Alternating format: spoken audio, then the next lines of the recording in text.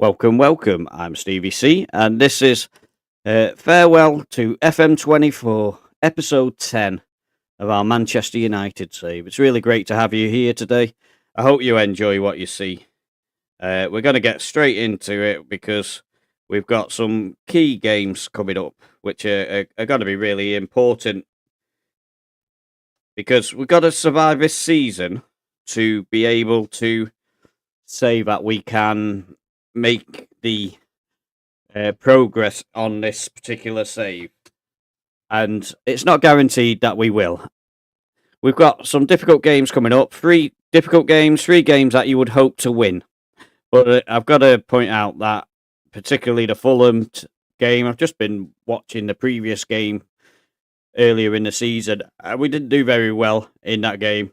Although we were FM'd a little bit by the dodgy decision by the ref to give Fulham a penalty right after we'd taken the lead. And that did sort of scupper the match a little bit, and we drew 1-1 with them. But it was a good performances that we've had over the last couple of months. So February, we really turned on the style, beating Tottenham and Chelsea. We did lose to Liverpool, who turned it around late. We were beating them.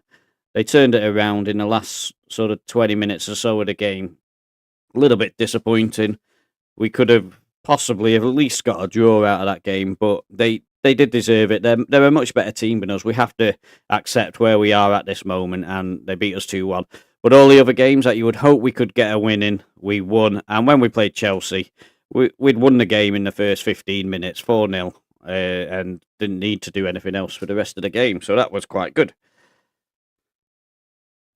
Then we came into March. Ended up only having 2 matches in March because I got April fooled. We were scheduled to play at the end of March against Aston Villa, but it obviously got moved and I didn't notice. So we ended up playing into April, the first game. So we now have 6 games left in this season. Newcastle, Arsenal, Fulham are the 3 that we're going to cover in this episode. We're going to probably continue and do 2 episodes, just like we did yesterday, in one go. So episode 11 will be after half time in this one. So what we'll do is we'll play 3 games, have a 2-minute break, and then come in and do episode 11 at the same time and finish the season. And then that means that next time when we come back, it'll be a case of building the squad again. Although I've just been looking at the squad, and realistically, when we look at us and the contract that's going out, we've got the old guys who have signed. So Ashley Not Young, Gonzo, Mario Fernandes, they're all on very short-term contracts. So they're going to be probably released, although I do have to say that I've taken a bit of a shine to Gonzo and Fernandes. So I am considering giving them another year. So that's a possibility that we could have. Fred, we're going to probably let him go just for the realism. He's been okay as a player for us. But for realism, he's not with the club anymore. It will free up a massive clump of wages as well. Ted and Mengi, also, we're going to allow him to be released. Bas Dost will probably get released as well. Although, looking at his wages, he may be worth keeping on just for the sake of an extra striker. But I don't think we're going to need one, if I'm perfectly honest. Because with the guys who we've got coming back from loan, we're not going to need anything. So all these guys are on longer contracts. Except for Jadon Sancho, who, again, if somebody came in to buy him, I think we'd probably sell him. But he is somebody who we've got as an option. He's on massive wages, but and his stats aren't too bad. Don't get me wrong, but he's just never really hit it off with United. But all these guys coming back are going to be like introducing 6 or 7 new players to the squad. And certainly Marcus Rashford, I'm glad we managed to sign him again, because it'd have been horrible to lose a player worth 100 million on a free. Højlund is coming back. He will be better backup, I'm sure, for whatever his name is. Sesko. Forgot what his name was for a second. He'll definitely be better backup than what Joshua Zirkzee has been. Zirkzee's also on a long contract, but is up for sale. Although I've just noticed he's not actually on a massive wage, so we could have him sitting around, maybe loan him out or something. But at the moment, for me, he just doesn't cut the mustard, Xerxes, so he will go. And that will leave us with the idea of who we go for in the coming transfer window. We're going to need to replace Fred, I would suggest, so another defensive midfielder possibly could be coming in. And then it's a case of just bolstering the wing backs. With Ashley Not Young, we got him in just to keep us enough players, but we definitely need a really world-class left back for me, and possibly another central midfielder as well. You know, one that can play actually in the middle of the park, or attacking midfielder to back up Bruno Fernandes. But again, we're not talking about first team if we're talking about Bruno Fernandes and his position. Centre back, we could always look at a world class centre back as well. Just depends how much money we get. At the moment, I'm only seeing enough money really for one world class player. We may come across 2 or 3 players on the free transfer market, which will strengthen our side. But when you talk about the squad, we've got players like Casemiro, who is 32 now. His value's dropping, and he's on 350 grand a week. So we're going to struggle to shift him. So he will probably be somebody who we have for a couple of years, but eventually he will be released just to free up those ridiculous wages that he's on. I mean, some of these wages that we've got to contend with here. If you look at that, when Jadon Sancho comes back, he's not going to be first choice, but he's going to be on 275,000. You've got Marcus Rashford, who probably will be first choice. It's between him and Cunha, and Cunha's not really set the world on fire at the moment. So Marcus Rashford would probably be first choice for Cunha's position, and Cunha will probably take Mason Mount's place as the replacement for Bruno when Bruno's injured, which means that Mason Mount could well be surplus to requirements as well. I don't know. I haven't decided yet. That one is up for grabs. Matthias de Ligt is our best defender. He's on 195. Harry Maguire is going to be released when he comes to the end of his contract, but we've got another year of Harry Maguire unless somebody comes in to buy him. If we can get 20 million for him, that's a real bonus. But it'll also be shifting the best part of 200 grand off the wages. Luke Shaw, again, another player up for sale. I want somebody who's much better than him, or likely to improve to be much better than him. If we can get a wonder kid to come in at left back, I think that would be a really good option for us to go to. So let's head for the match and see what we can do in our first game, which I've already forgotten who it's against. Newcastle United, of course. So this is, of course, get onto the team screen. So this is, of course, the Jurgen Klopp managed team who, in his very first game, was able to mastermind a victory against us, 1-0, which was pretty disappointing, it's got to be said. So Bruno Fernandes is going to come in to replace Mbeumo, who is injured.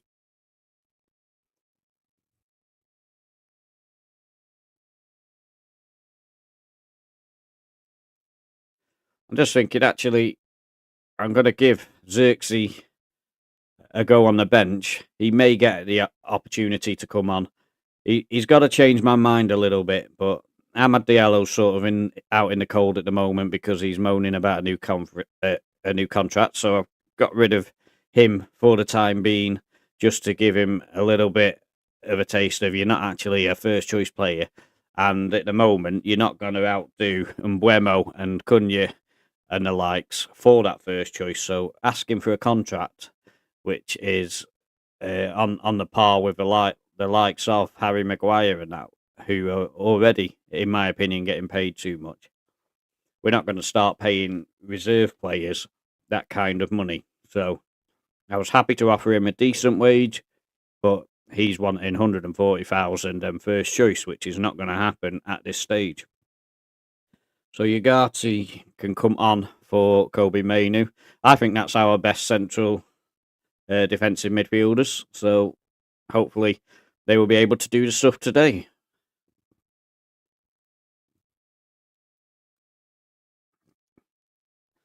So just to clarify, the team today is Lamens, Mario Fernandes, De Ligt, Martinez, Mazraoui, Ugarte, Torreira, Gonzo, Fernandes, Cunha, and Sesko up front.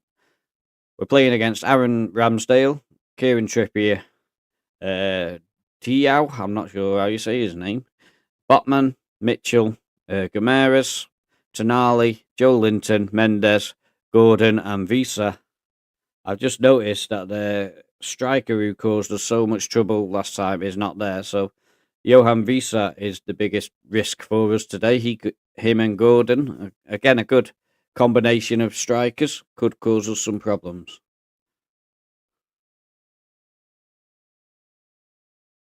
I want us to play like we are favourites, which we apparently are. Wouldn't have personally said that when they beat us last time. It's not a guarantee. But off we go with the game.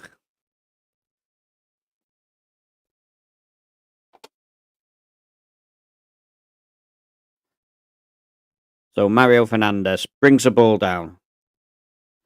33 years old, and he's already won my heart playing on the right for Man United. I mean, Mazraoui was doing really well on there. He's now on the left. Mazraoui will get the cross in and finds Gonzo with a goal. So Gonzo and Mario Fernandes have been doing exceptional, and Mazraoui has moved across to the left so that we could accommodate both Fernandes and Mazraoui, because Mazraoui, to be fair, has done nothing wrong this season. And Diogo Dalot has found himself disappearing down the order because of Mazraoui's form. And then Fernandes has come in, and I think he's looked great. And Mazraoui on the left has still been able to do his stuff. And Bruno Fernandes swings in the corner. Sesko makes it 2-0. What a start this is. This has got remnants of Chelsea in it. There's been 2 or 3 highlights, and we're already 2-0 up. Admittedly, time-wise, we were 4-0 up by this time against Chelsea, but I think form has definitely picked up, and probably at the right time to save me my job. I think we could afford now, assuming we won this game, which is not a guarantee, I acknowledge that, even though we're 8 shots to 0, it's not a guarantee that we would win this game, but if we were to win this game, I would suggest that we could lose against Arsenal and it wouldn't have any detrimental problems for my job. However, I do want to maintain that fact that we could easily not win this game. At the moment, it's pinging around the midfields between Ugarte and Mario Fernandes, who brings it down the wing now. Can he find the cross? He's skinned his player there. Cunha at the back post. And that was a golden opportunity for the third. And Cunha, who again has not covered himself in glory there. There's just something about Cunha that hasn't worked out for me. It's a little bit complicated, a little bit difficult. But, that's just the way it is. He's a good player. He's got fantastic attributes. But for some reason, in the system that we're playing, he's just not been brilliant. So I'm just going to hang on 2 secs and go and let my dog out of the back door. So just bear with me for a moment of silence.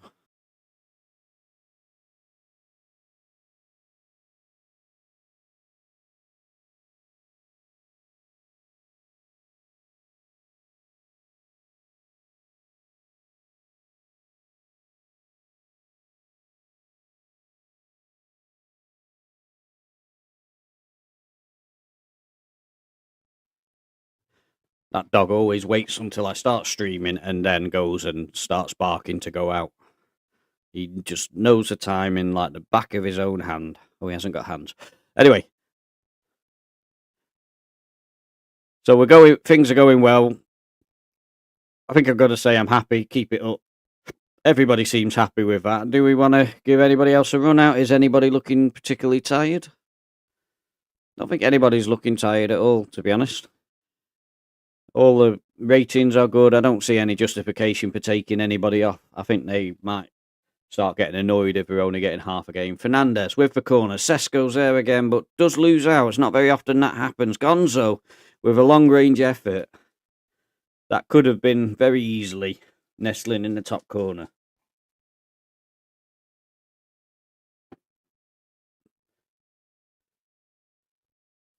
So far, Newcastle not looking like they're offering too much resistance. I'm just checking on the energy levels of the players. They all seem reasonably happy. So Ugarte picks up the ball. Still going Ugarte. That's a two-footed tackle.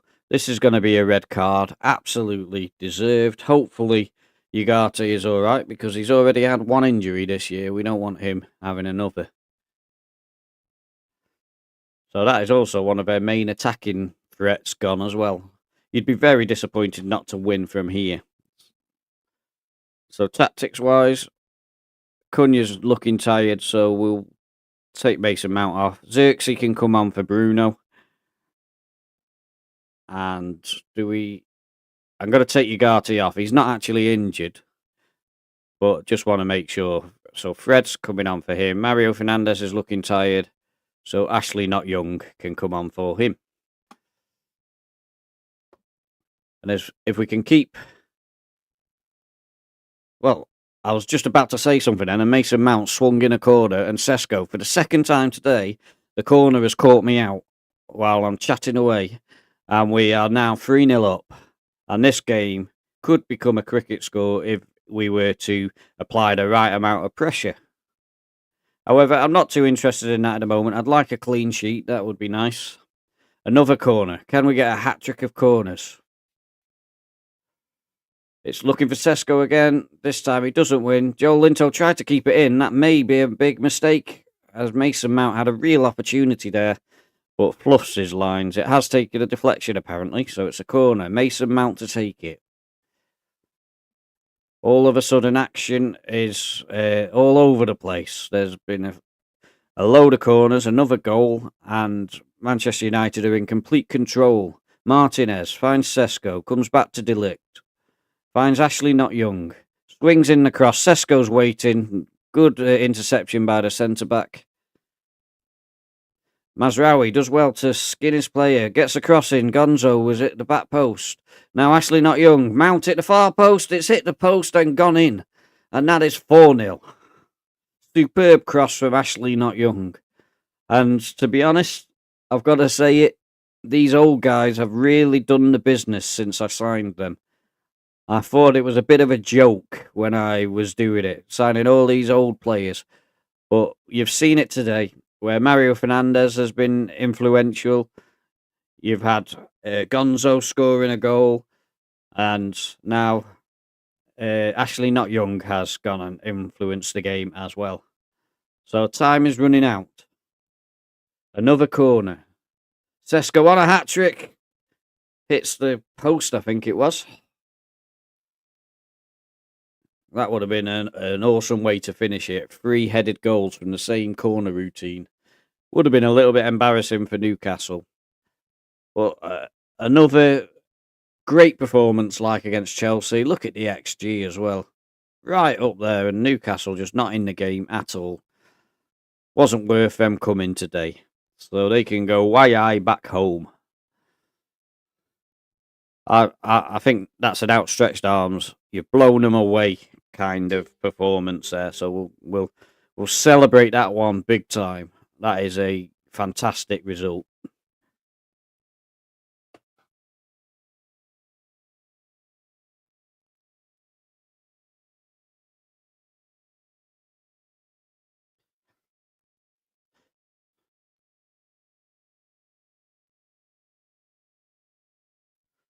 So we look at the other results that have happened. Everton got a bit of a pasting at Tottenham. Wolves beaten by Burnley. Man City winning at Sunderland. And Chelsea at Fulham.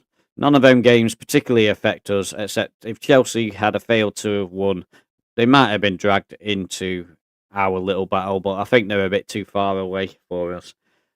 We are now still 4 points behind Aston Villa, but they've got a game in hand. Arsenal 2 points ahead of us with a game in hand.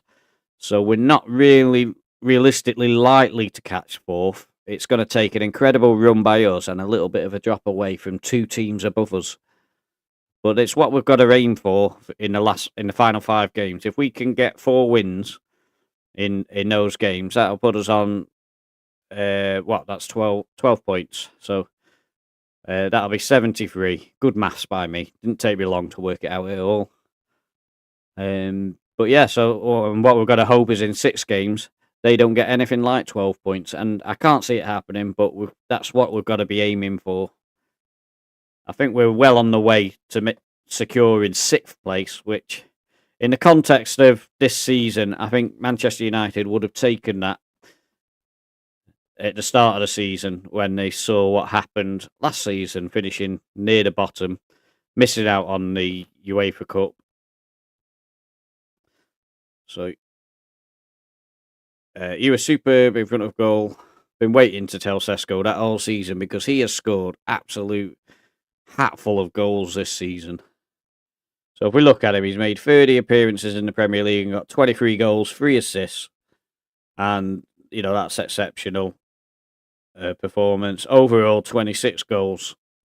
So it's been a fantastic first season for Sesko. He is, of course, very young in this because there's a little bit of a disparity between the ages of the players to this season. So that's how these databases unfortunately work. We're still in 2024 according to the game. And obviously that's the previous season before that. So 2 years ago, this is officially, but with the teams all corrected so that they come in based on where they are in this season. So there's effectively 2 years difference. So, for example, Luton 2 years ago would have been in the Premier League, but now they're in Division 1. So they've actually gone down twice.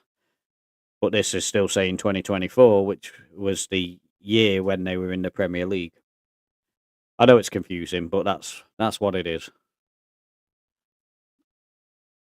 So Arsenal have dropped points against Liverpool, which you could probably expect.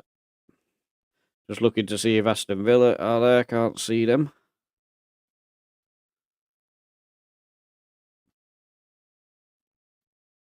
So they're playing now on the Sunday. So Sunderland have officially been relegated.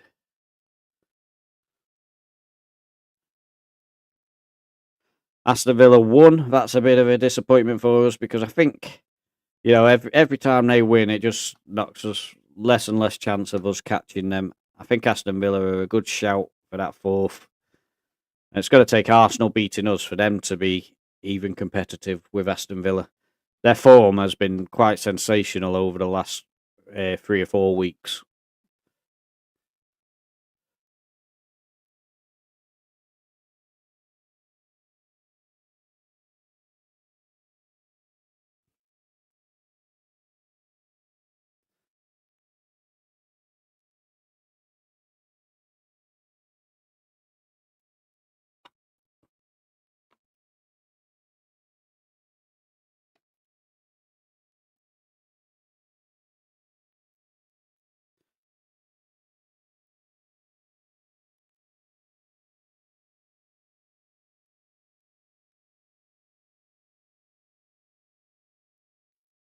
A couple of the younger players have had their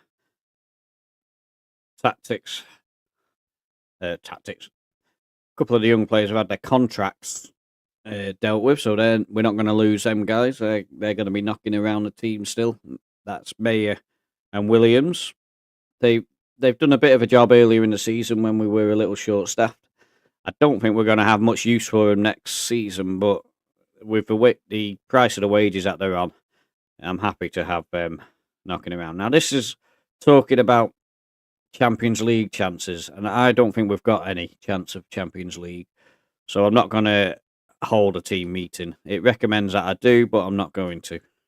I just think we're going to have ourselves trying to put pressure on players who don't need it. Now, Lammens may be injured for this match, so that's going to be interesting.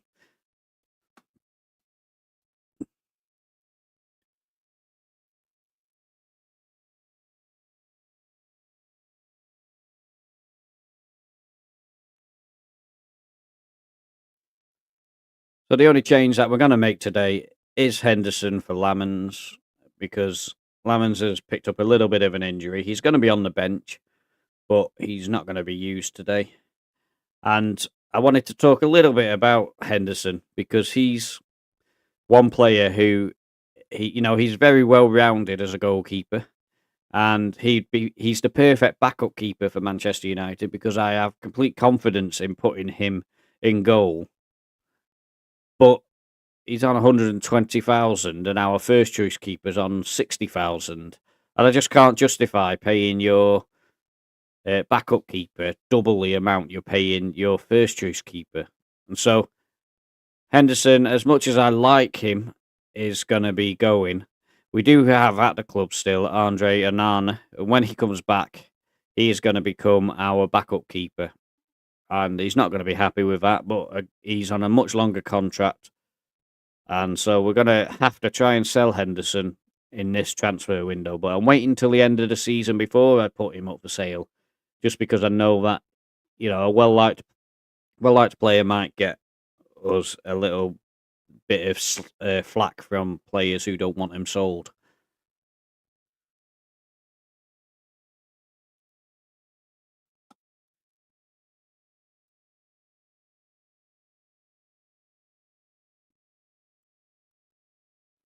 So here's the teams for today. It's Dean Henderson, the one change from the Newcastle match. Fernandes, De Ligt, Martinez, Mazraoui, Ugarte, Torreira, Gonzo, Mateus Cunha, Fernandes, and Sesko. We're against Raya, Ben White, Saliba, Gabriel, Lewis Skelly, who is really good in this game for me, Zubimendi, Odegaard, Rice, Saka, Martinelli, and Gabriel Jesus. Now, we have been playing Arsenal a lot during this save already. We had semi-finals against them, and it didn't go too well. So hopefully we can just pull something off today, which will make me feel a little bit better about our chances against some of these Big Six teams.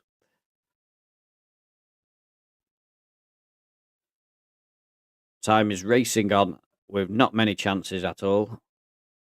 So it looks like Cunha is going to need to come off. So that's going to be disappointing for him, but like I say, I'm quite happy with the options that I've got to replace him. If Diallo had been on the bench and not been such an idiot with his contract, would have been okay. But Saka brings the ball forward, takes a low shot, it's gone wide. Little bit of a scare there, but I did realise we probably could have got away with using our counter-attacking formation as well. So Cunha's injured, and the obvious replacement for him is Mason Mount. Just trying to decide if there's somebody else.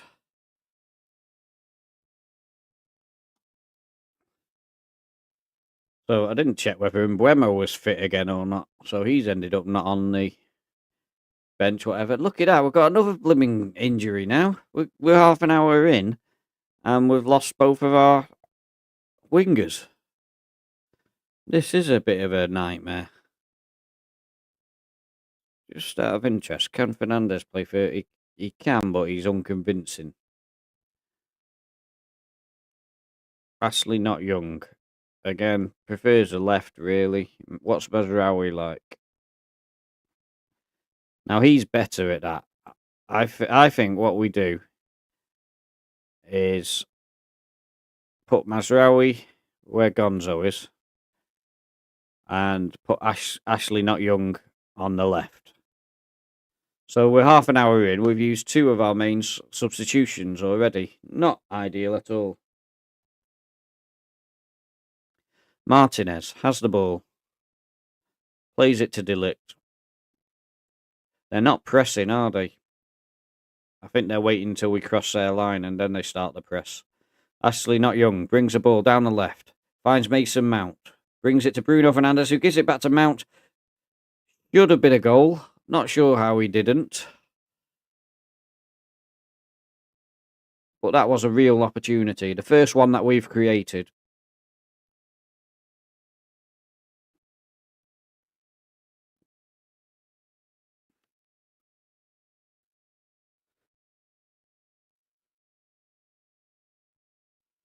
So I'm just looking at whether anyone's having a particularly bad game, mainly because we've only got one chance to make substitutions if we don't make any at half time.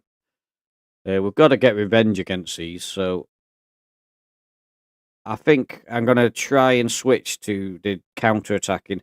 It may cost us the game, but I'm just going to see whether we can, if we can get a draw here, it wouldn't be the worst result in the world, away to Arsenal. But I think we've got to start thinking a little bit more counter attacking. We are up against it. We've lost a couple of players to injury. So now we've just got to try. Oh, now Bruno Fernandes has gone and got himself sent off. What an idiot. What an absolute plonker. I can't make any changes because it's too early. So we're going to have to just carry on without an attacking midfielder. What an absolute plonker.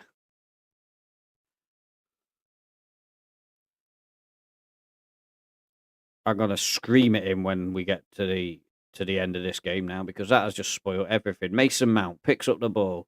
He's not the fastest of players, so I wasn't really expecting him to get all the way to the goal from there.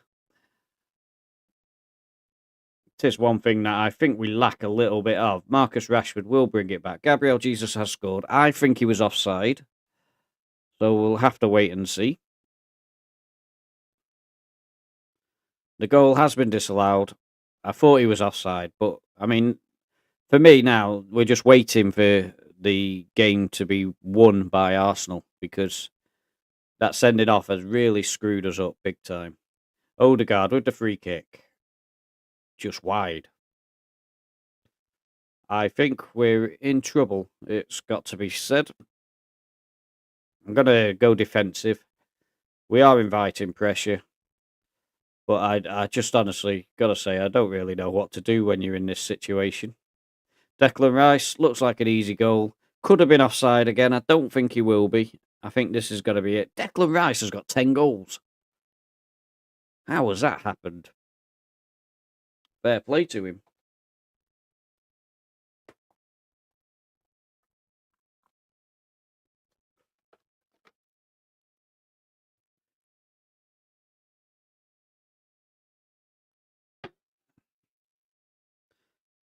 So we've got tired players, 15 minutes to go.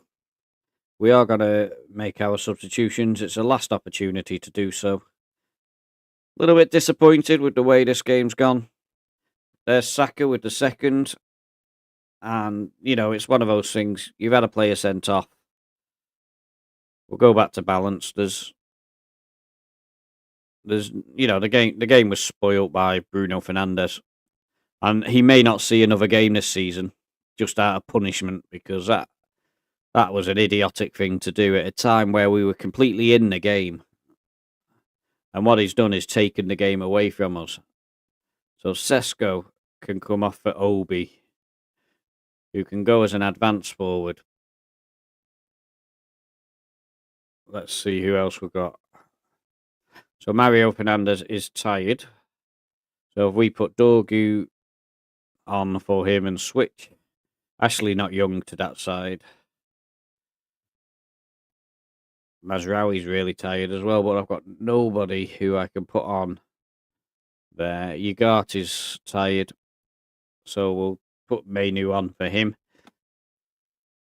Those little bit of running legs, not going to help the situation, I think. We'll be lucky if we manage to come out of here just 2 goals down.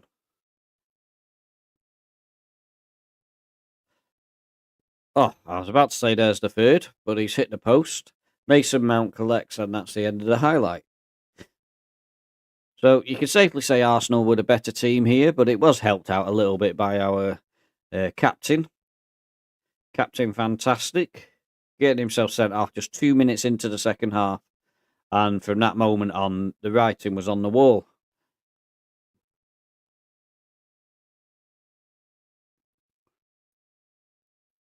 So I'm going to put, I'm not happy with your performance out there, but it's not really their fault. But individuals, where are you? Bruno Fernandes. I'm very disappointed with you. So I told you I was going to show him. I'm very disappointed. just like I said, put him in his place. And Arteta, I'm sure he's very happy. We did get a win against Newcastle, so I did say that we probably would survive our job. Well, I'm not gonna appeal that because I saw it was a red card. Called it before it had even been remotely talked about on there. So the squad got to rest the players, even though one of them's suspended, one of them's injured. We'll rest them for 3 days. We're at the end of the season now, so it's a case of just nursing them through these last few games, so that we can just make it to the end of the season with the best team possible and get us close to that fourth place. Although fourth is almost certainly gone now.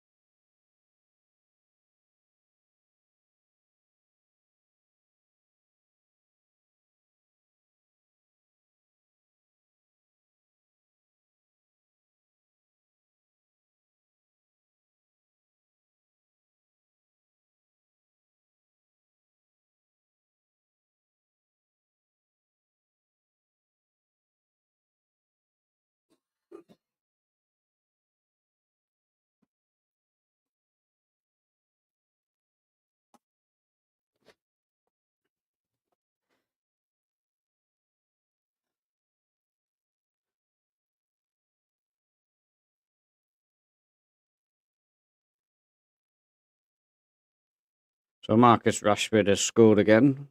Don't know how many he's got this season. Let's have a look. 18 goals in 21 starts and 17 substitute appearances. So that's not bad. Like I say, he's probably going to be our first choice left inside forward when it comes to the next season. Cunha, like I say, we might have to do a bit of shuffling around. Really disappointed with Bruno Fernandes getting himself sent off because it's left us with a real issue.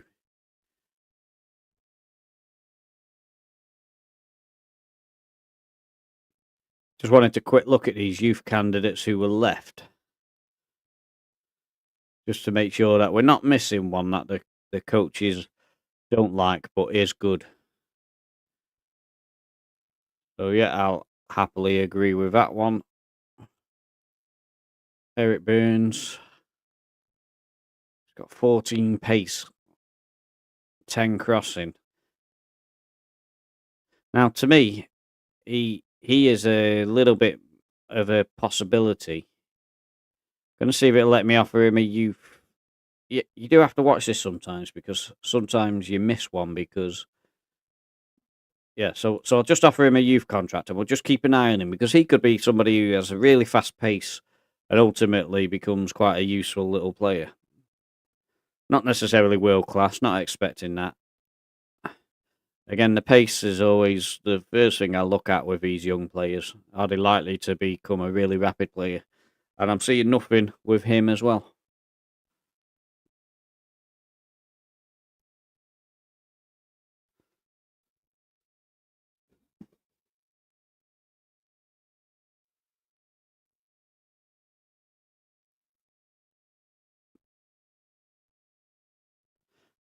So, as we expected, Bruno Fernandes is now going to be missing for 3 games.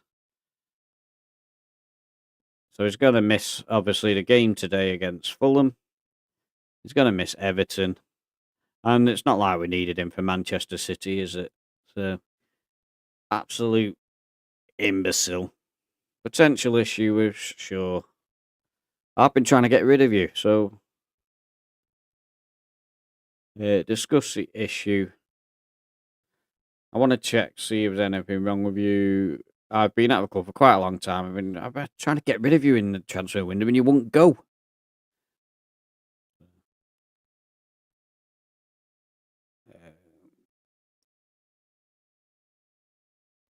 No, don't want to offer him a job.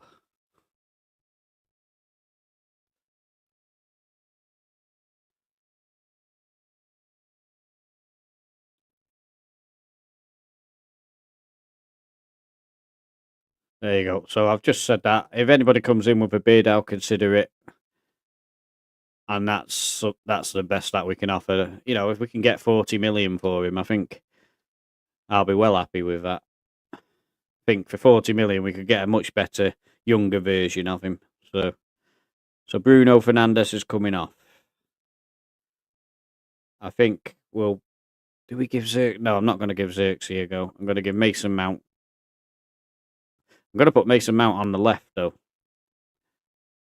And I think Amad Diallo's going to have to replace Fernandes on the bench. I didn't really want him to be coming back yet. Xerxes can disappear off the bench again.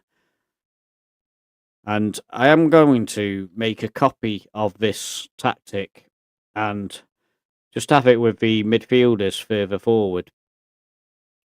Because I think for games like this against Fulham, I did this last time and it cost me dearly. I messed with it.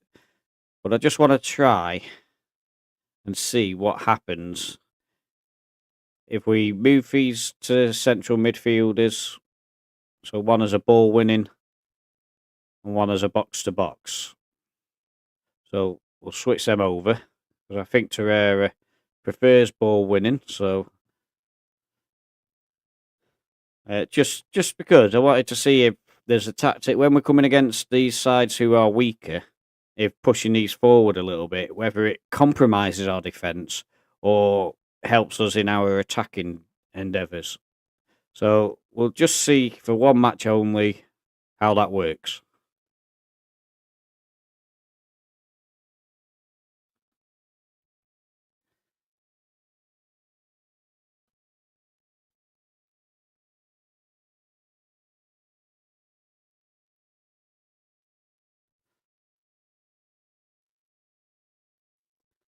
So Henderson is still in goal. Bruno Fernandes obviously not playing for 3 games. Sesko was waiting, but Leno does well. Former Arsenal keeper. Written in the stars for a clean sheet for him then today. De Ligt wins a header there. Kearney brings the ball forward, but is dispossessed by Mason Mount. Showing good work rate there. Great ball to Gonzo. Should have swung in the cross early, but didn't. He has found Mazraoui.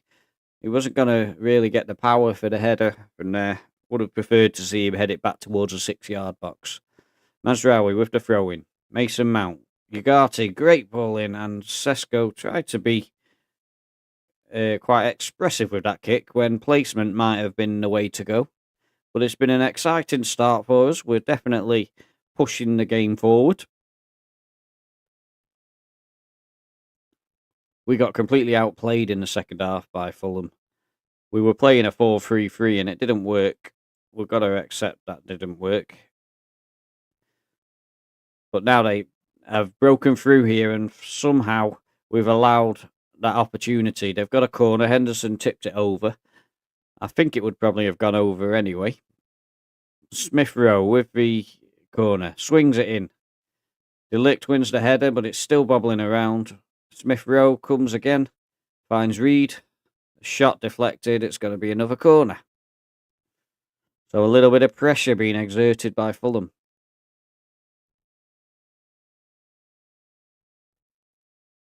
And a good header out. Torreira is the only player at Manchester United who've got outside of the box.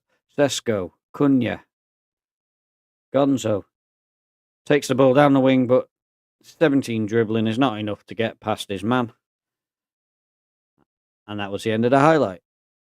So it's a very even game. I think what I'm going to do, just to try and help us, is drop it back to balanced. Just so the guys are just playing their normal game, not trying to force it too much. Mason Mount. Well, that was disgusting, mate. Mason Mount. I'm not happy with that. Sesko. Real opportunity. Gonzo. And that is 2 goals in 2 games for Gonzo. 2 goals in 3 games. We forget the Arsenal game happened. But he's beginning to really find his feet. And do you know what? I am definitely considering keeping these guys on. Gonzo in particular, him and Mario Fernandez really impressed me. Ashley Not Young, I think, will probably retire at the end of the season anyway, so I'm not going to suggest that he is one that we want to keep. Baz may keep him on just for the wages, but I can't believe it. We've done it again. Every time we've played Fulham, as soon as we've scored, we've let them score. Chuck Ways should play for Newcastle. It was Tatty, Robinson. I mean, fairly nice move. Henderson let the ball go through him a little bit. Wow, that's annoying. So 1-1, 40 minutes in. Mount wins a header from the goal kick, but there's nobody where he's headed it. Back they come again. There's some real slick passing going on here by Fulham. Mazraoui, Ugarte finds Mason Mount. You've got to admire the work ethic of these Fulham players. They're doing really well. Sesko loses the ball again, and that is exactly what I was saying. Ugarte matches it though, wins the ball back. Martinez, Mazraoui, Ugarte again. Enjoying this license to get forward today. And has picked up the ball again when it looked like we'd lost it. Cunha, from the edge of the area, that is a superb goal from Cunha. And who knows, Bruno Fernandes, you may struggle to get your place back in the team if Cunha can keep finishing like that. That was an exceptional goal. When Mason Mount didn't get the ball from Ugarte, Ugarte did well to win it back, rolled it to Cunha, who just put it onto his right foot and smashed it into the top corner. 2-1. So it's certainly in the balance this game. We are winning, but it's not safe. Things are going well, but you're capable of better. I think that's a given, really. Just looking at the team, see if there's anybody who's not particularly performing well. So there's nobody on there that I would consider in trouble. And Buemo, again, I forgot to put him in the team. I must do it at the end of the game rather than waiting until just before the kickoff of the next game. Because I forgot, again, 2 games running to check whether he's fit again after being injured. I've just realised we're not going anywhere. So, corner. Gonzo swings it in. Sesko wins the header and probably should have scored there. He's scored plenty of goals this season, so I'm not going to complain too loudly. But it was an opportunity that wasn't to be sniffed at. Ugarte wins a header out. Cunha finds Sesko. Sesko's got to give it back to Cunha. He didn't. It was an obvious 1-2. Torreira, though, wow, that would have been a good goal. I have noticed Torreira is on a yellow card, which for a ball-winning midfielder is not a great thing. So what we will do is let this play out and start making changes. Anderson wins a header. Torreira thought he was going to concede a foul there. That would have got him sent off just at the right moment. Good effort from De Ligt, but you wouldn't expect your centre-back there to be doing that. So Torreira's on a yellow, so we'll let Fred have a go. Mario Fernandes is on a yellow, so Ashley Not Young will come on for him. We'll switch Mazraoui and Ashley Not Young around as well. Sesko has missed a few chances today. I'm going to give Baz another run out. He's not really done very well ratings-wise, Baz, but he's only been getting the odd few minutes here and there, so it's a little bit deceptive. He's got half an hour today to try and make an impact. And, well, if nothing happens, we can't complain because that would be a good thing because we'd win. So Mason Mount looks like he's knackered, so Amad Diallo is going to come on for him. A little bit of pace right at the end could be the answer to breaking down Fulham for a 3rd time today. Gonzo with the corner. Dost was there but didn't challenge for the header. Gonzo will not swing it in. He's found Ahmad. And that was a fantastic save, and it's going to be another corner for United. Cunha this time, taking the corner. Will Dost be the target? Go on, Baz. Cunha, taking his time. Trying to complain that the player is not getting back far enough. He now takes the corner. Dost loses out again to Anderson. De Ligt, though, at the far post, is there to nod in the recycled cross. Ashley Not Young again with the assist.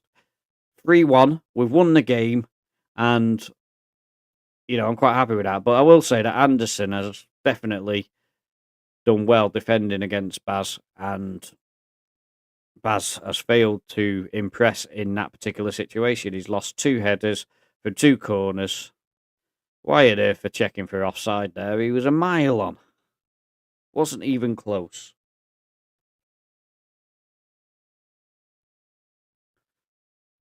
So that's full time. 3-1. Nice win. 19 shots to their 9. 53% possession. Still not really getting that complete control that I was hoping for, but we're definitely doing better towards the end of the season at that. Well done, lads. That's a good win. So the next game will be the one that causes us to cry, because we will get a tonking.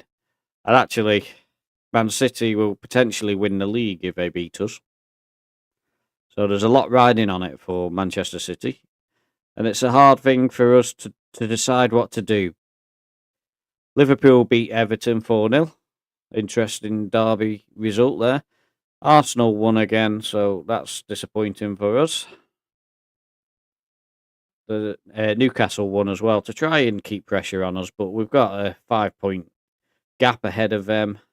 So with 3 games to go, we hopefully will be able to keep that. Although we do have this little issue with Manchester City next. So it's going to be an exciting finish, if nothing else, with Newcastle. I think we've safely secured Europe, although it's not official yet. I don't think Brentford are going to catch us, so we're okay with regards to making it into Europe.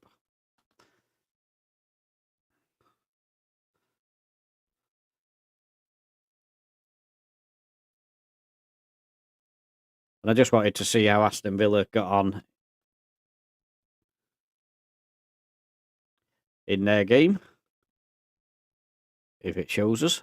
They've won 4-2. I think that is it, realistically now. 3 games left. They probably need one more win to decide the fact that we cannot catch them. In fact, actually, looking at it, we cannot catch Aston Villa. We could only catch Chelsea. So that's not going to happen. Chelsea have just drawn with Man City, which means that they are ahead of Liverpool by 1 point with 3 games to go, but they've got to play us next. And we're going to turn them over, I'm sure. It's 13 days till the next match. So first thing I'm going to do before that next match is get Mbuemo back in the squad. Oh, man. So it's Mason Mount who's going to have to come out. Bit of a shame for Mount. He's done nothing wrong. But we can't have Mason Mount not playing there. So, now the question is, I mean, tactics-wise, almost certainly we're going to need the counter-attacking tactic. So we've got more direct passing on that. Got to distribute quickly, taking long kicks, trying to get the ball out before their defence has set themselves again. And most importantly, we are not... we're high press, but we're not... but I'm actually thinking we'll drop that back to mid-block. Because this is Manchester City. We'll let them have the ball there.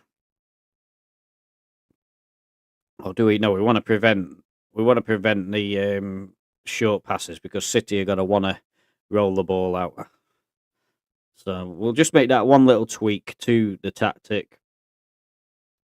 Hopefully, it will help us do a little bit better than we did last time. We got absolutely tongued last time. So what I'm going to do, I'm going to go on holiday.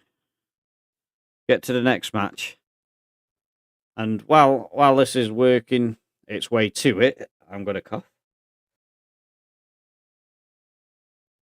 I just want to explain what I'm going to do now. This is officially going to be the next episode. So when I put out my little shorter videos, this will be the next episode. So I'm going to say goodbye in this particular one. Oh, wait there. Am I going early?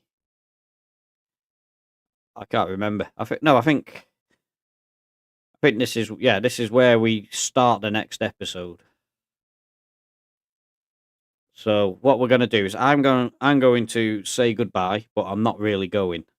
I want you to understand that, so you don't have to disappear and think I'm going off. But this is solely for the purposes of the episodes that I put out as a video.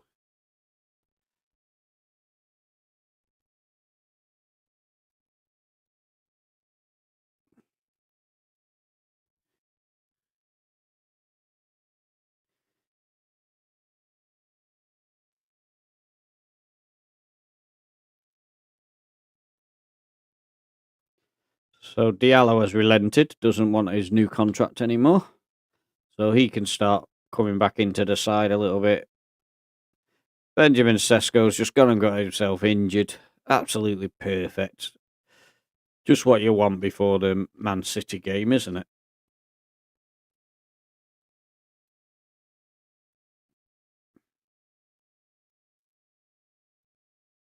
So we are, of course, playing Everton first. So we're not going to make the Champions League, so I don't know why it's asking us to hold a team meeting.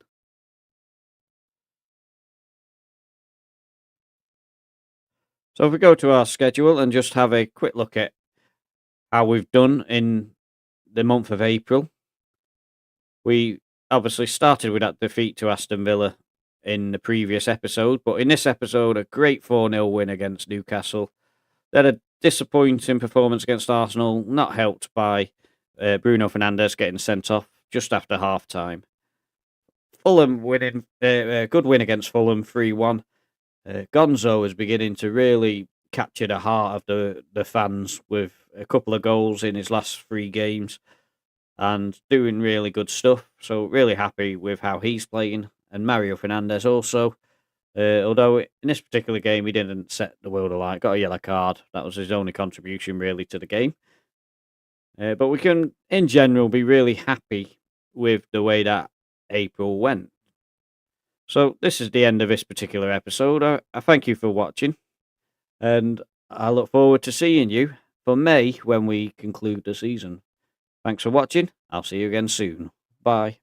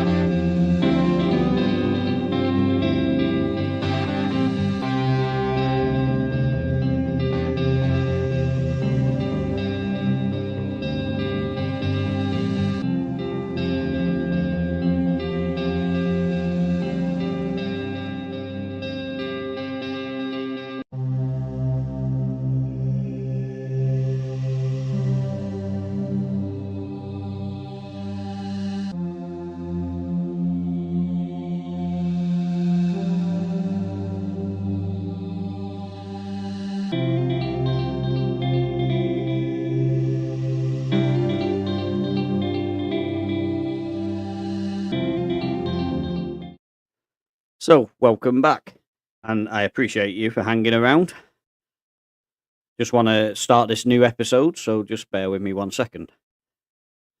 So, welcome back to what is episode 11 of my farewell save for 2024. I'm Stevie C, and we're currently managing Manchester United, and in our 11th episode, we are coming to the end of our first season, and possibly the end of my job, you never know. I think we need to beat Everton.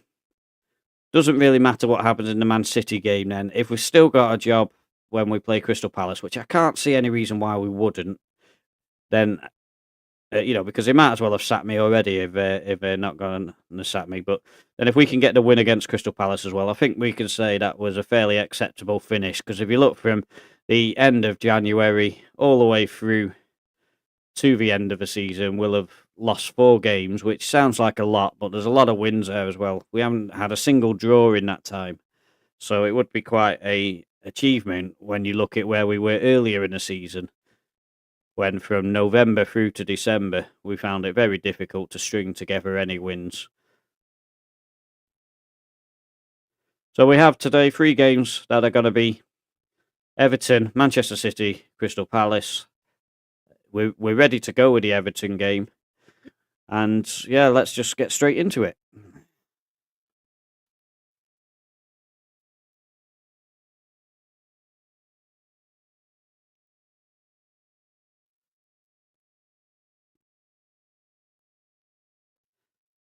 So for those who didn't see what happened in the previous episode, Bruno Fernandes stupidly got himself sent off and has left us for the next 2 games without our captain. Benjamin Sesko has now got an injury, so we're not going to be seeing him possibly even for the rest of the season, which is really annoying.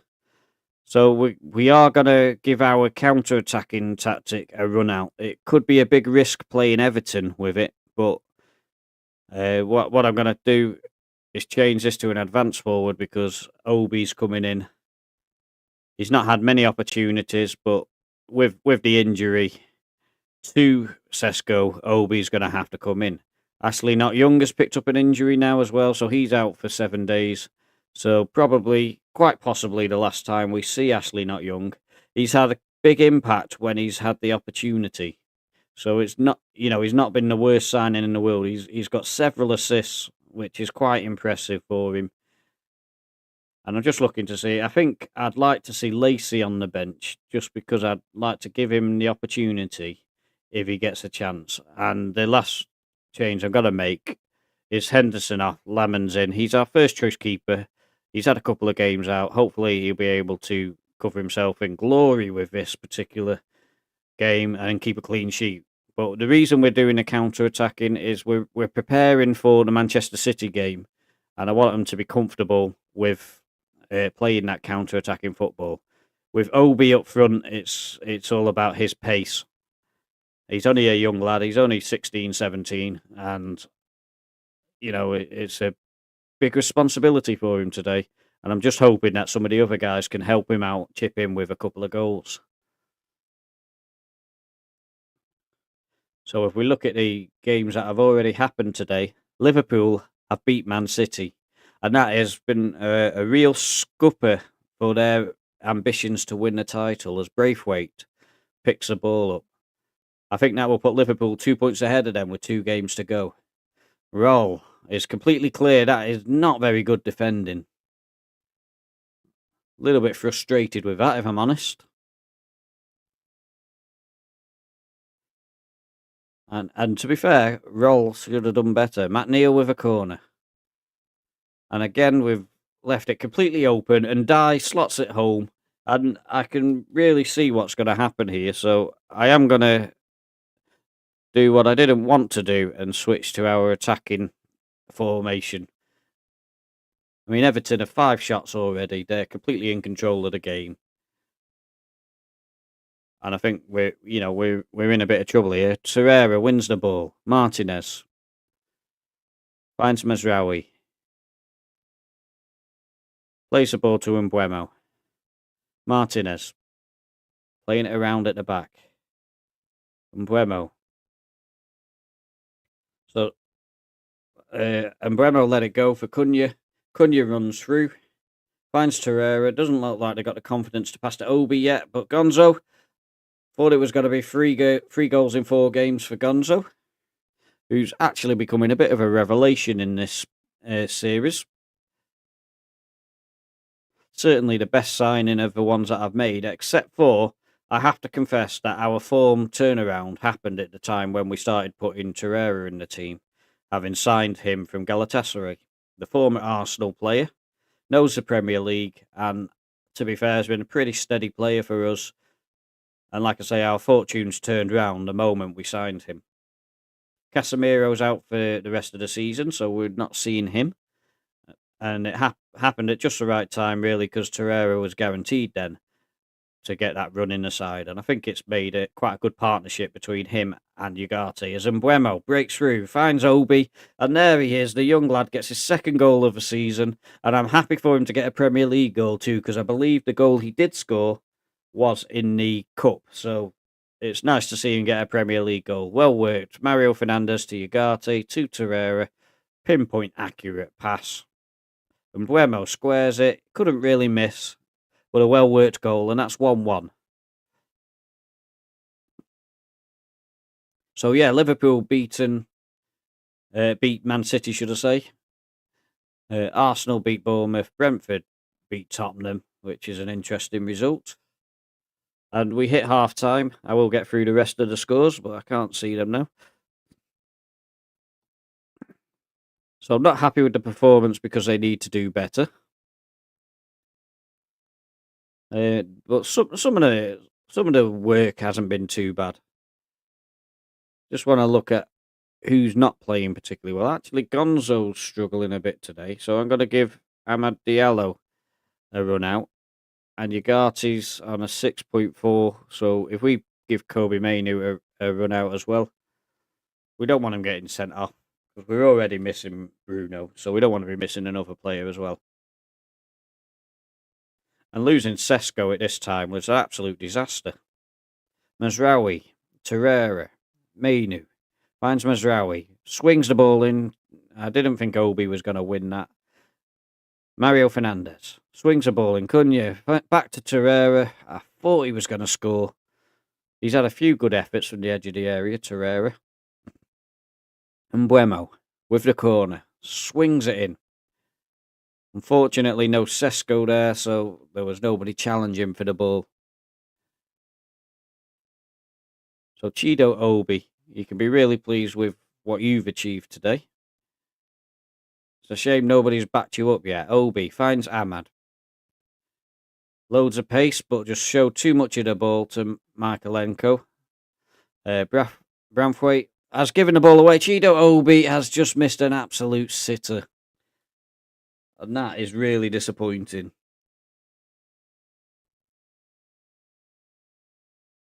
You know, that really could have been the moment where he sort of like turned this performance from a good performance to somewhat disappointing. And he's through again. And this time he has stuck it in. It's just a question of whether he was onside or not. I can't tell you because I was actually just trying to sort something out on my phone. Very unprofessional, I know, for a manager to be looking at his phone in the middle of a match. But Lemons with a long ball forward. They let it bounce. Chido Obi was completely through. Chido. And we're celebrating. The young lad has had a fantastic introduction in, this is ahead of Xerxes, who has really been frustrating me. And this is ahead of Baz, who has, been doing okay, but not getting many minutes. And it was a good opportunity to give Baz a run out, but I wanted the young lad and the pace of the young lad. It was mainly with the other tactic in mind, admittedly, because he was down as an advance forward in the counter-attacking formation. But obviously, Everton were going to do too well against that counter-attacking. So bringing him back into the attacking formation, Chido as the front man, has worked. At the moment, we're not there yet. We're not safe. 14 minutes to go, and McNeil. Oh, it's going to be an own goal. Martinez. How many own goals has he scored this season? What an idiot! Time for some substitutions, and Martinez is first on my list. Says that Martinez is wound up. I think I'm wound up, Martinez, thanks to you. What a clown. Cunha's done okay, but not great, so Xerxes can come on for Cunha. And we've got one more. Who do we bring on?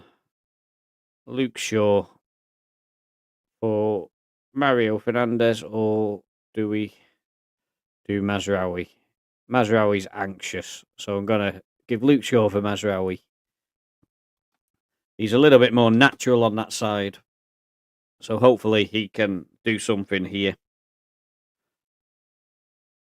But to be honest, I think that Everton could go on and win this game from here. That's my personal opinion, although we haven't had a draw for a long time, so it could be that obligatory draw that you've got to cram in.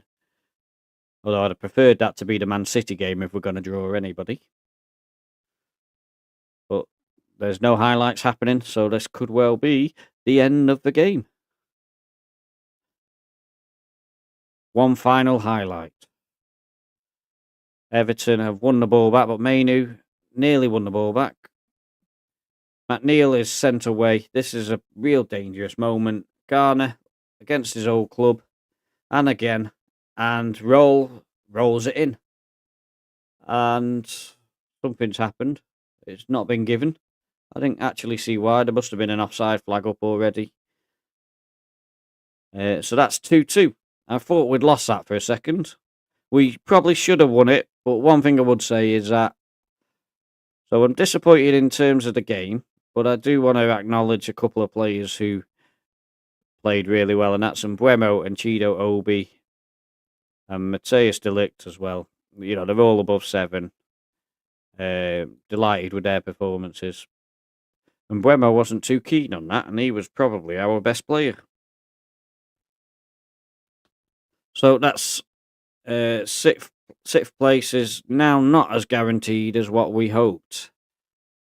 Because Newcastle could potentially overtake us. We're definitely going to have to beat Crystal Palace, but we could really do with a draw against Man City as well. And I've got to be honest, I can't see it. So I thought he was good. I don't understand why he was a little bit distracted when I was talking to him. So we're going to rest the players. Hopefully we can avoid any injuries. We don't want these guys getting injured, do we? So training, rest, give them 3 days. It's all about getting through to the end of the season now, isn't it? For these guys. I'm really liking Lamens. I think he's doing a great job in goal. As a rule, bit disappointing that he conceded them goals at Everton. I am tempted to give Henderson the game against Man City just so that we don't affect his confidence too much. You know, I think I might do that. I think I might use Henderson as the scapegoat for playing Man City. Just so that Lemons can keep his confidence high. You know, he's only conceded a couple of goals recently. I think Everton's the only game I can... Oh, no, he didn't play against Fulham, so... I don't know why they're saying UEFA Champions League qualification. That's not going to happen. In fact, I didn't think it could happen. So, yeah. So, I don't know why they're doing that. We're 6 points behind Chelsea. They've got a far superior... Oh, they haven't got a far superior goal difference. We have. But they've got to lose 2 games for us to be able to reach the Champions League. Apparently 5 places are getting there, so... But if we won this match, I would be amazed. So Amad Diallo is going to come on for this game because we want pace. Henderson replaces Lamens just so that if we do get absolutely battered, it keeps him confident. I'm going to give Luke Shaw a run out as well, or do we go with Ashley Not Young? No, we'll go with Luke Shaw. We'll not get silly. So Ugarte, Torreira, definitely got to try and keep them out here. This is what it's all about at the moment, is not conceding a goal. If we can get a clean sheet, that would be amazing.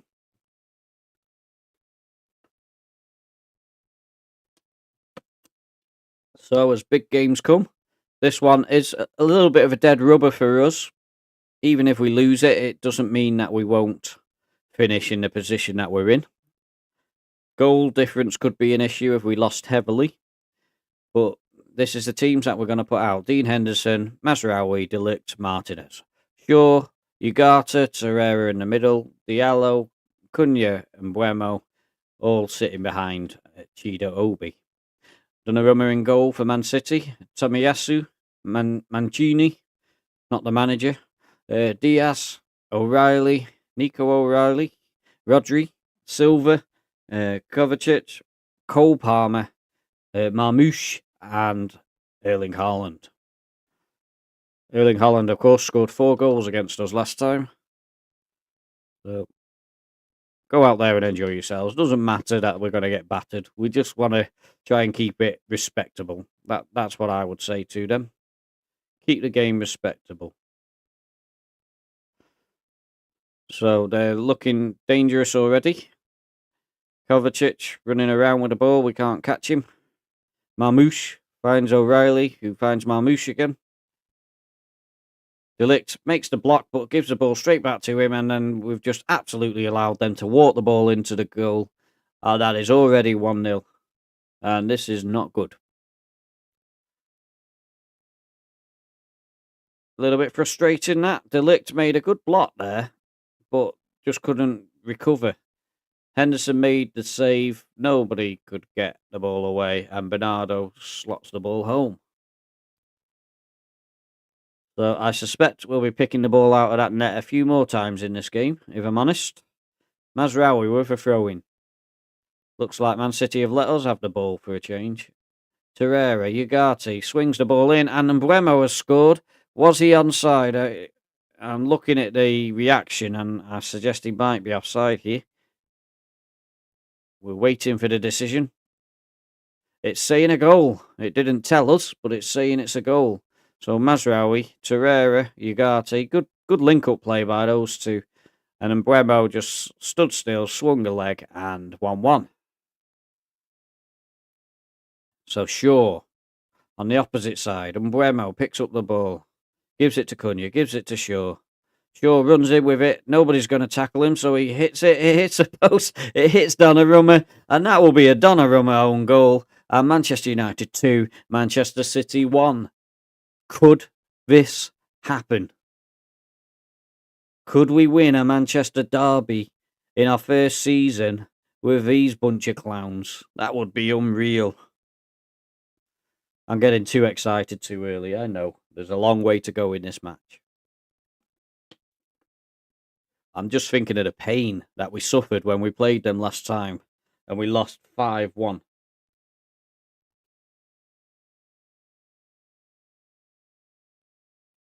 I mean, technically, we've already done better. Mazraoui with a throw-in. We've scored 2 goals from highlights that have started like this. Mazraoui swings it in, and Mbeumo is at the far post. And Mbeumo has made it 3-1. What is going on? We are 3-1 up against Manchester City. And they have really, really thrown the league title away in the last few games. They drew with Everton, I think it was. They lost to Liverpool. And now they're losing to Manchester United. And we've got an injured keeper. And guess what? I didn't put a keeper on the bench. My word. Who's the tallest player? That's what's going to get you in goal here. So 6'2". 6'3", Lenny Yoro, you're winning. Mason Mount. Well, Mason Mount's got a 3 in goalkeeper rating. There you go. Joshua Zirkzee. You got a 3 rating for goalkeeper. So we've got basically 50 minutes against Manchester City with no goalkeeper. This is a disgrace.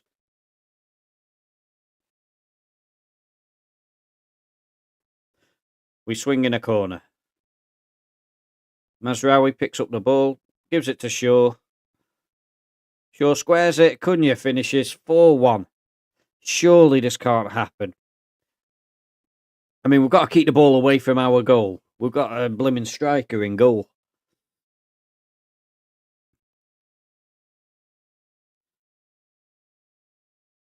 But I mean, they've played so well as well. Could you imagine if we beat them 5-1 and equalled the aggregate score? That'd be ridiculous. So here we go. They've got it down our end. We don't want that. Marmouche, all you got to do is shoot and it'll go in. Go on, shoot, it'll go in. Bernardo's still running with it. I don't know what Xerxes was doing there. Somehow they've managed to miss. We've now got a corner. Bernardo swinging in the corner. It's going to the far post. Martinez heads it away and Buemo chases the ball out. O'Reilly picks it up. That's the end of the highlight. Now O'Reilly, they're back in the defensive third of the field. Passing the ball out nicely. Marmouche could really do with a half-time whistle. Bernardo. Cole Palmer. We'll look for Haaland or just slot it in. Not a bad goal from Cole Palmer, but I think we know what's going to happen here, and there's not a lot we can do about it. It's completely my fault. Can't blame the players.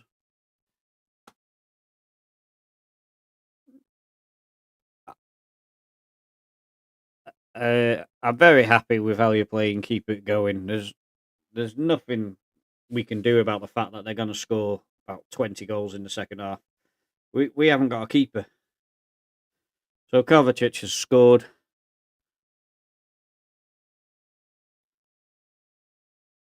I don't know why they're saying it's not a goal. Oh, it has been disallowed. I have no idea why. Didn't even consider the fact it could be offside, but he was stood in an offside position. And a little bit of a fluky escape there. Just looking at the scores, because this is quite important.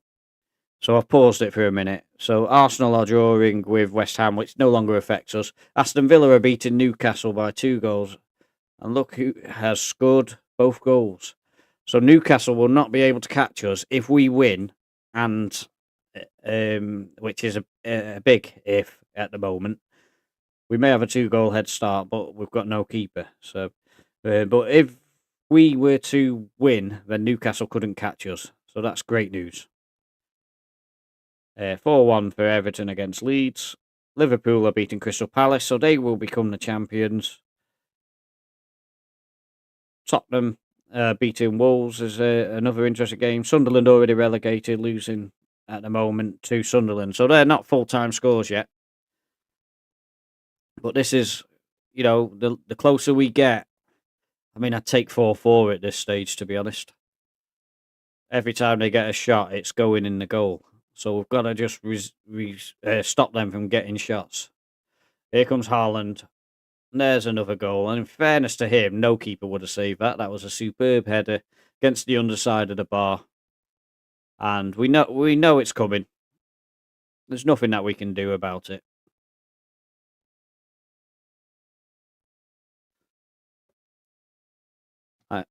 I was going to shout encouragement to them, but I think it's going to be 4-4 before we do that. Come on. How did they miss? Xerxes, you haven't made a save yet, mate. Come on. Shouts. Encourage entire team. Hasn't had the desired effect. They all hate me. Don't hate me. Bernardo. Rodrigo. Every time that ball goes into the box, I just expect it to go in the goal. Somehow, they haven't scored.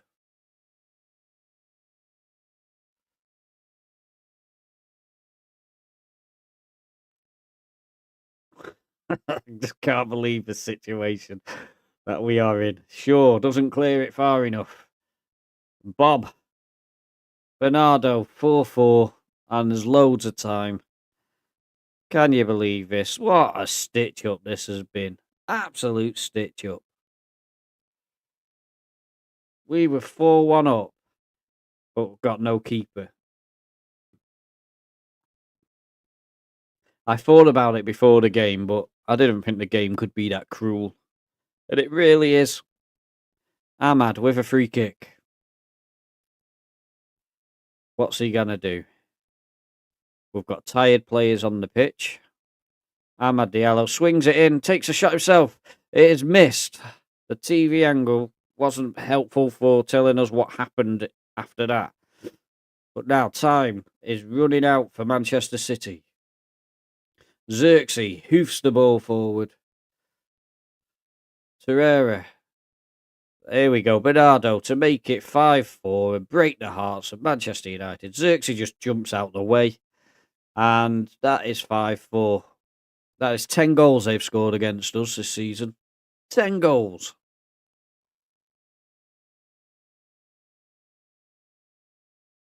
What's Xerxes there? Hasn't got a clue. I'd have done a better job than Xerxes.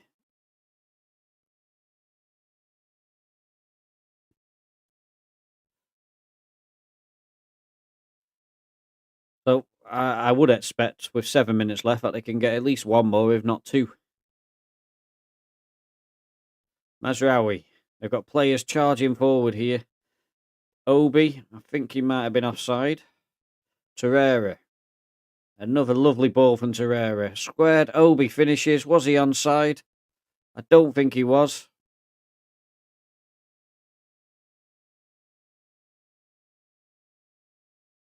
Disallowed. What a heartbreaker. What an absolute heartbreaker that was. I mean, this was a super... No way. That was not offside. It wasn't even the player who I thought. Oh, we've been robbed again. Absolutely robbed. What is going on with this game? It's like it hates Man United.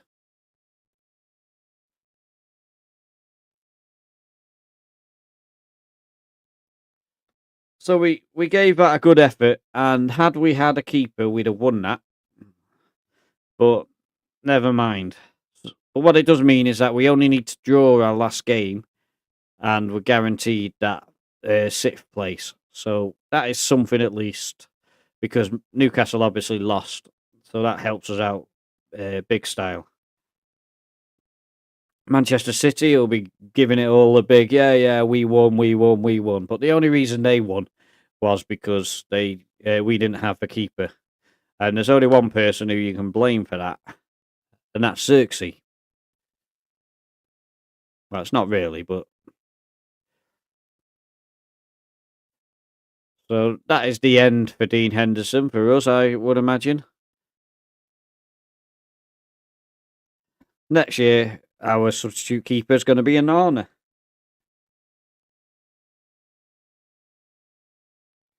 And the hilarious thing with that is that Onana is going to be on more money than what Henderson's on, but he's going to be our backup keeper.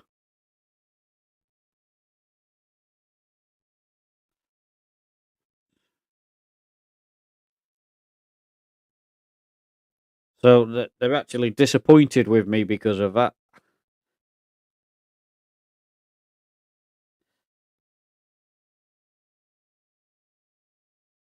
So I could either resign or compromise, and compromise is what we're going for.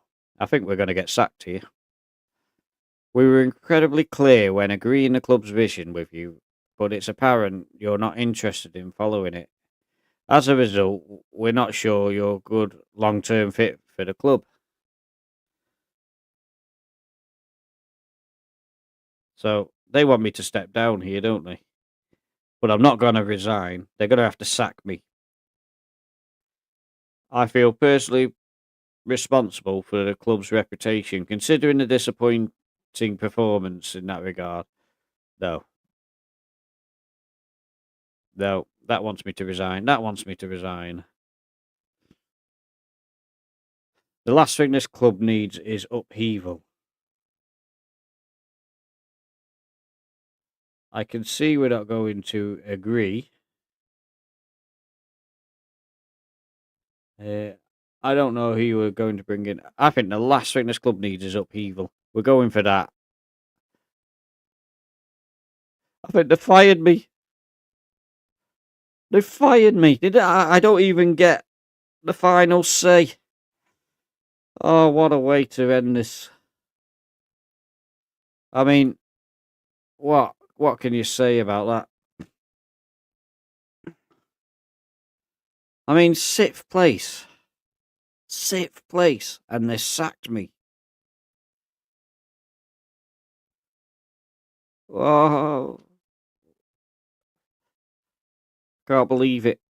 I honestly cannot believe it. I thought that we had enough in the bank just to keep me there, and somehow all my plans for next season have just been blown out of the water. I was looking forward to creating. It won't let me apply for it, will it? I know that won't. They won't. Apparently, it's been unsuccessful. Oh man, I can't believe it. So we've gone through all of these 11. I actually thought I'd rescued us from a bad situation, and somehow that one decision to not have a goalkeeper on the bench has left me in absolute limbo, sacked with one game to go, having secured effectively Man United's 6th place. We've lost our captain for 3 important games. We'd lost our top striker for the rest of the season. The goalkeeper got injured in one of the key moments of the season, and you just can't write luck like that. So Manchester United are going to finish in 6th. I don't get to see it because I've been fired. And really, that's quite sad that it brings us to the end of Football Manager 2024 with us not completing the season because Manchester United have got their ideas above their station about where they actually are. And so ultimately, the question was, can I do better than Ruben Amorim? And in my defence, I would say that if Manchester United get 6th this season, they would be very happy with that. Because there are times where they're looking like they're more likely to finish 17th than 6th. But having said that, Amorim's got a job. I haven't. So the answer is a resounding no, I can't do better than Ruben Amorim. So in that moment of disgrace, I'd like to thank you for watching. I hope you've enjoyed this series. It's not ended how I would have liked. I've got to say I'm very disappointed with how it's ended. And I'll have to leave it at that. I'm really disappointed. I was actually looking forward to the transfer window, but it's not going to happen. And all we can do now is look forward to the new Football Manager, which is coming out soon. I'm Stevie C. Thanks for watching. I'm going to go cry in a corner, and I'll see you again soon. Bye.